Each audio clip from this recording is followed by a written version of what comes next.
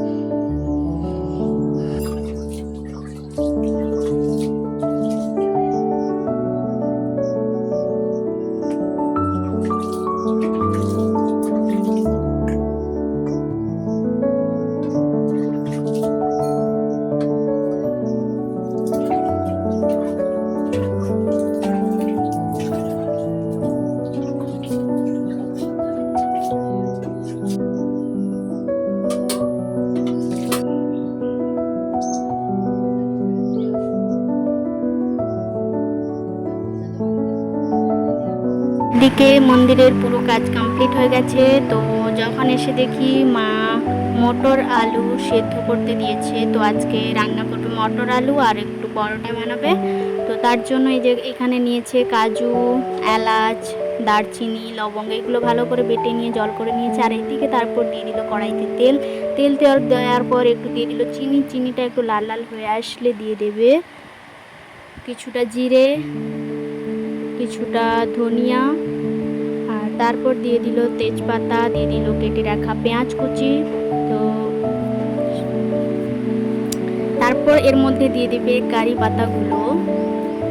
তো সব কিছু দেওয়ার পর একটু ভালো করে এটাকে মশলাটাকে কষিয়ে নেবে।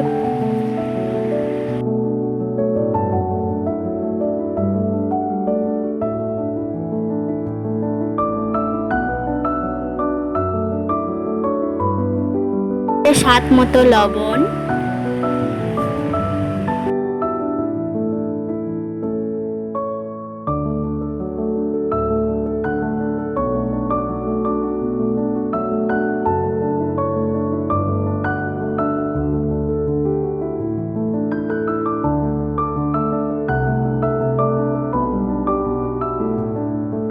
এখানে মা গুলিয়ে রেখেছে লঙ্কার গুঁড়ি আর হলুদ, ওই জলটা দিয়ে দিল মশলাতে। তো দেওয়ার পর আরও একটু ভালো করে কষিয়ে নেবে।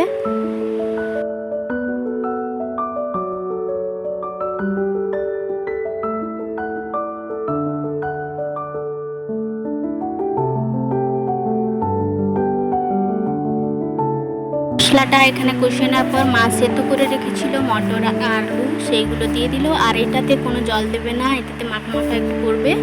তো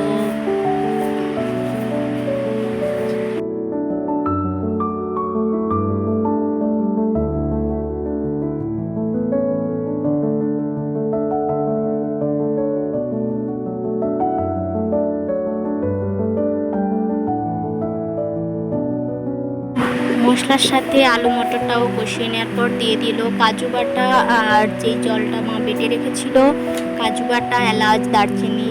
তো সেইগুলো দেওয়ার পর এটাকে আরও একটু হালকা নেড়ে নেওয়ার পর নামিয়ে নিলেই হয়ে যাবে মটর আলু তরকারি। তো এইটা দিয়ে খাবো পরোটা। মা পরোটাটাও ভেজে নেবে।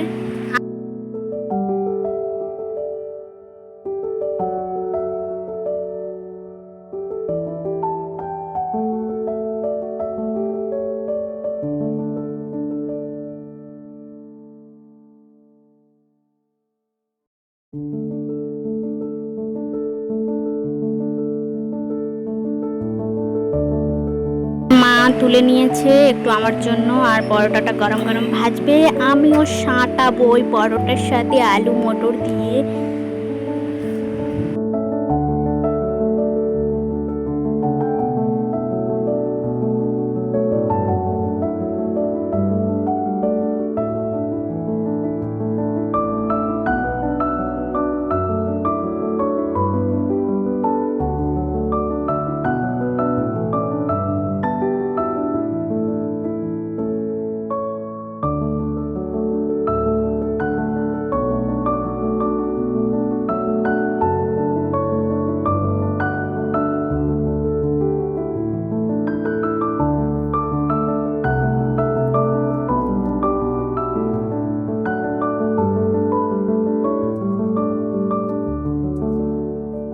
এইভাবে আজকের দিনটা শুরু হলো, আপনাদের সাথে শেয়ার করলাম। তো তারপর এইদিকে আমাকে মা দিয়ে দিল খেতে, আর এটার সাথে আমি নিয়েছিলাম একটু গন্ধরাজ লেবু, একটু সেন্ট লাগবে আর একটু টকটক লাগবে, আর খেতে অসাধারণ লাগবে। কারা এমন খেতে ভালোবাসে অবশ্যই জানাবে, আমার খুব ভালো লাগে লেবু দিয়ে খেতে এইসব। তো আজ এই দিয়ে শেষ করলাম, দেখা হবে পরবর্তী একটি ব্লগে। ভালো থাকবেন সবাই, আর প্লিজ চ্যানেলটিকে লাইক করবেন, কমেন্ট করবেন, শেয়ার করবেন, সাবস্ক্রাইব করবেন, আর গরমে সবাই সুস্থ থাকবেন। থ্যাংক ইউ সবাইকে।